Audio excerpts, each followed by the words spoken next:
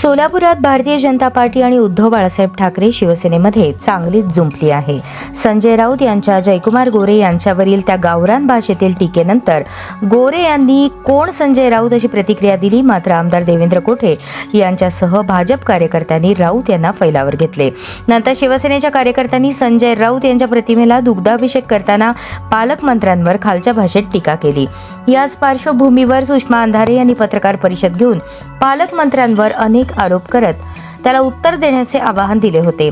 दरम्यान शुक्रवारी पालकमंत्री गोरे यांनी प्रसारमाध्यमांशी संवाद साधताना सुषमा अंधारे यांच्या आरोपांना गंभीरपणे उत्तर दिले. सुषमा अंधारे यांचा मोठ्या भगिनी म्हणून उल्लेख केला होता. अंधारे यांच्यावर कोणतीही टीका न करता त्यांना ब्रीफिंग करणाऱ्यांवर त्यांनी तोफ डागली होती. दुसऱ्याच दिवशी या पत्रकार परिषदेच्या उत्तरानंतर सुषमा अंधारे यांनी फेसबुकवर आपल्या पेजवर पोस्ट करत पालकमंत्र्यांना पुन्हा डिवचले. कॉपी करून पास झालेले मंत्री असा उल्लेख त्यांनी केला.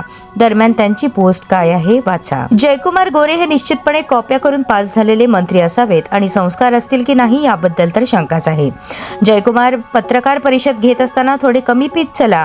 आणि हो, एखाद्याच्या पत्रकार परिषदेचे उत्तर द्यायचे असेल तर आधी त्याने घेतलेली पत्रकार परिषद पूर्ण बघत चला. तुमच्यासाठी लिंगपिसाट शब्द संपूर्ण पत्रकार परिषदेत कुठेही वापरलेला नाही.